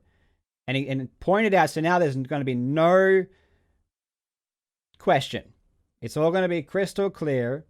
And now their first response looks extremely bad. I actually liked Heritage. Heritage's response was a lot better, where I like, people make fun of it, but I do like the fact that they invited me to their headquarters. Classy. I mean, I'm in Australia, and COVID's a thing. I mean, I can't go to Dallas, but That's the only reason they invited you. They know you can't take it. right. I mean, when this is all over and done with, I want them to keep that invite open. If they pay for my flight, I would love to go there and look at how they store the games. And again, the concept of heritage auctions, I don't have a problem with. It's like it's just the bad behavior. So it's not like I hate heritage auctions, and if they invite me there, I'm going to be like, no, I'm not going because I don't like you. I would love to go see the stores, and I would love to go have a look at all the games they have, all that kind of stuff. Yeah. And I appreciate that. And Jeff was kind of nice too. I appreciate that. Yeah, I like the response when they want to talk to me because I'm happy to talk with anyone. Yeah, and that's I am happy to talk with anyone. And I am going to be talking with a lot of collectors and, yeah, just dispelling this myth that I'm against anything in principle, you know? Yes. No, for sure. And I mean, we're all excited to hear you talk with some of these players as well, because that is one of the big critiques as well, is we didn't get to hear from any of them in there. I know you said with Dennis, right, you didn't get to talk to him. You reached out, but you know, that was a big critique that a lot of people had, is we didn't actually get to hear from the people that were being talked. I don't know what they would have said because my stance wouldn't have changed. I mean, my opinion's based on the facts that I see. Yeah. And nothing they can say. I mean, I know they're going to say, no, we didn't do this, but I would never change my opinion that anyway. Speaking to them would have made no difference. There would have been some slight inaccuracies that would have been fixed up. So in my second video, I will be talking about some inaccuracies. I made an inaccuracy with WATA, how they price games. Apparently, there's like a cap up to 100,000. Yes. Like, stuff like that. Jeff Meyer, I said he was he left being a director in 2020. So I made an inaccuracy there. No inaccuracy that I've discovered has changed anything, but still, there would have been some inaccuracies that shouldn't have been in there. But yeah, I'm happy to speak with anyone, but at the same time, it's a bit daunting when I'm looking at the situation and I see this whole cabal, or is it cabal? I'd say cabal. Cabal. And I'm like, well, I gotta speak with all these people like that have done these, what I believe to be illegal activities. I don't really feel comfortable doing that. And it's not like I work for NBC and like I have this expectation. I'm just a YouTuber talking about something that I am passionate about. I mean, at the end of the day, if I want to be, I never asked to be considered a journalist or whatever. It's not my intention, and I don't care what people call me. I don't care if people think I'm a journalist or not. It's just me talking about whatever. But ultimately, yes, I agree. Integrity is important, and it would have been good to reach out. So I agree with them that in a perfect world, I would reach out. However, saying that he didn't reach out to me, therefore, like that means anything is irrelevant. Just address the facts. Yeah. That was kind of how I took it as well, where I didn't expect the narrative to change in any way, but maybe people were expecting a less biased approach. I think you made your narrative pretty clear to who did come on and who did say what, if that's fair to say. What do you mean by that? Just that, like, you weren't going to have on a Heritage member or a WATA member vehemently disagree with your assertions during the same video where you're putting them forward. Yeah. Well, there's nothing they can say. There really isn't. I mean, I'm just talking about the facts here. Yeah. And then everything else was my opinion. So, for example, like the Jim Halperin thing, I didn't straight out say that he's intentionally creating a bubble, even though I believe he is. I didn't say it in the video. I'm just saying it's convenient, and I don't believe it to be. I don't believe it to be a coincidence that he's involved. Yeah. But I'm not. I guess they can respond to that. But yeah, nothing they said would have changed anything. But at the same time, I'm happy to be proven wrong about anything as well. Yeah, absolutely. Happy to be proven wrong. Absolutely. I'd love to see that too. I'd love for this all to be good, better, real, transparent, and maybe you're wrong. That'd be best outcome for me personally. Yes. So. Yeah. And on that, then, you've said you're going to make another one. At this point, can you really share anything as to what might be covered? You've alluded to the follow-up video a couple times. Is there anything you can allude to? Give any kind of, what can we expect, I guess, from another video? What should I brace myself for in this community and world? It's basically, I'll be fixing up the slight inaccuracies, getting them out of the way. But I'm basically going to be spelling out why it's illegal, right? So in the first, like I did say fraud and deception in the title, people didn't understand the legal ramifications, which is understandable because this is like a complex issue. So the second video will be outlining specifically what they did wrong, why it wasn't legal, and then we're also going to look at some recent revelations. We're talking about investing. I'm super surprised that Jim admitted to being an investor because I never like claimed that as fact in the video. I said it was rumored that he was an investor, and you think about it for 2 seconds and you realize he's probably an investor there. But they actually came out and acknowledged that, which is super surprising. They didn't need to do that. Maybe they did that because they knew it was going to get investigated and found out anyway. Get ahead So of they the narrative. Yeah. I mean, it would have been nice if they disclosed that 3 years ago. So it's just weird that that wasn't disclosed 3 years ago, and now they feel the need to disclose it. Yeah, it's going to talk about like the Mark Haspel thing about selling games. And yeah, basically just spelling out more specifically because it's not going to be so broad anymore. It's like going into specifics about how it all is bad. Yeah. And I think, I'm really excited for that, for you to, narrow the lens here, narrow the scope as to where people should actually be directing their energy so that, like, I'm not an asshole where I'm just like a dude in this sphere trying to educate. It's like, put your energy like elsewhere. There's something else to look at. So, I mean, yeah, I'm going to get away from collecting in general and focus more on just the legal stuff. And yeah, I'll probably put a positive message there about like don't attack anyone. I don't have anything against collecting, blah, like all those disclaimers. Yeah. I mean, in fairness, you like you said, you didn't even know it'd get this far. You can't predict that people are just going to frenzy. I get it. Right. That just is what it is. But on that note, is there anything else you'd like to say or share, Karl? I think we've pretty much talked about everything. Can I talk about my own, what I was thinking about doing myself? Absolutely. Don't tell anyone this, man. Don't tell anyone. If anyone's watching this, keep it a secret. The future is PC collecting. Okay. No one talks about it in the broader market. The grading services haven't got their claws on it yet, as far as I'm aware. Have you heard of VGA grading PC games? They will. Have you heard about it? I know that there are some going through. Yes, it's starting very slowly. It's trickling in. Okay, yeah. So get in there now.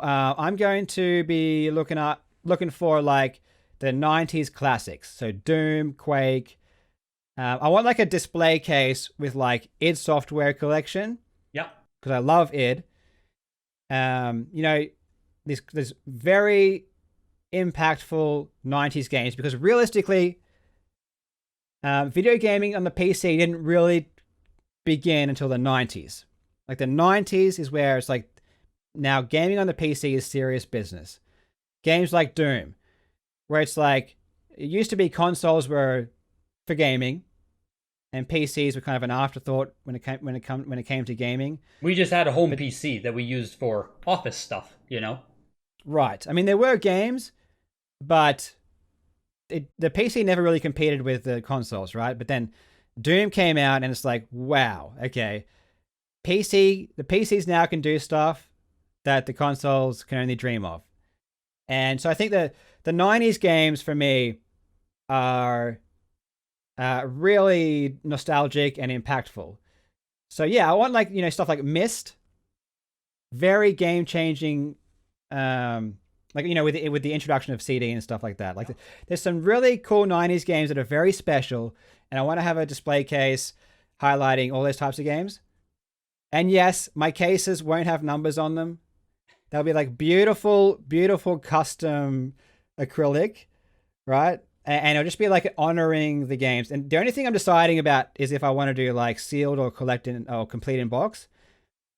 And I think aesthetically, probably without the seal looks better. Well, a lot of those games, they just have a sticker flap, I believe. I don't think a lot of them have actual shrink wrap Some of around them the have whole box. seals. Some of them have seals, yeah. Okay, okay. Yeah. But you're probably right there. I have to speak with like the PC pros to figure out like, but what I really want is pristine boxes. And yeah, if anyone's in the PC realm want to help me out, find these games, that'd be appreciated.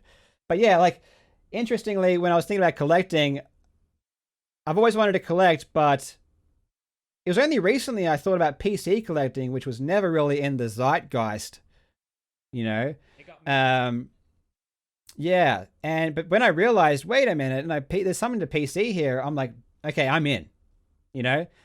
So I think when I say PC collecting is the future, it's a joke, but it probably is. And for me personally, I'm going to get into it. Yeah, just the classics, and it's going to be a shrine to these really impactful 90s games.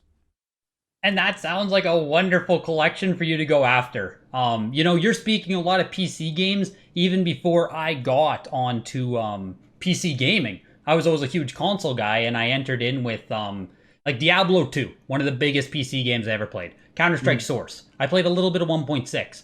But you're talking like Myst and games a little bit before my time even, and that'll make for one hell of a collection. And you know, whether you buy sealed, whether you buy your complete in box versions, at the end of the day, it is about enacting that shrine of these items where we do have this piece of our childhood or piece of nostalgia or piece of passion that we can share with people in this small window into our life almost. And yeah, I think a lot of that gets forgotten as we talk market all the time. Yes, and man, when I think about it, I'm passionate about it, and notice I didn't talk about the value of these games. I didn't say how much they cost. I really love them, and yeah, I mean, like I said at the very beginning, if people want to grow collecting, they can do it, but it has to be done honorably and ethically, and I'm right on board there to help with that. And I think probably when I get into some PC collecting, I'll probably talk about it and advertise it. So yeah, there's just certain ways to do it. And I think just moving forward, we've got to do it in the right way. Yeah, I mean, I couldn't agree more. And I really hope that that's where this conversation leads to. So I thank you for coming on today, Karl. That was one hell of an interview, one hell of a conversation. We covered Yeah. topics top to bottom, and I really appreciate your time. I appreciate it. And if there's anything anyone feels like needs to be addressed, then like I said, I'm happy to speak with anyone. Happy to answer any questions. I don't want to come into this collecting scene and just ruin everything and just only have a negative impact here. So I want to give the industry an opportunity to talk with me and come out the other side in a positive way. So if WATA wants to talk with me and have that conversation, I'm up for it. If Heritage wants to talk with me, we can iron out these issues. I will be speaking with Jeff Meyer. That is confirmed. And You will be having an interview. Yes. I'm just delaying it because I don't feel well. Okay, I want to feel well for that one. But yeah, I'm happy to talk with anyone. And honestly, if they want to move forward in a positive way, they should probably talk with me. That's why I wanted to have this conversation with you. Yeah.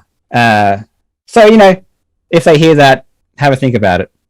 Yeah, absolutely. Hopefully you do get to talk to more of those players in the future. We will all be watching extremely closely, as you now know. So hopefully they're good interviews. Hopefully they're good topics, and hopefully you spread some positivity. Yeah. Thanks again. I appreciate it. Absolutely, Karl. Thank you for coming on. See you again, man. Bye.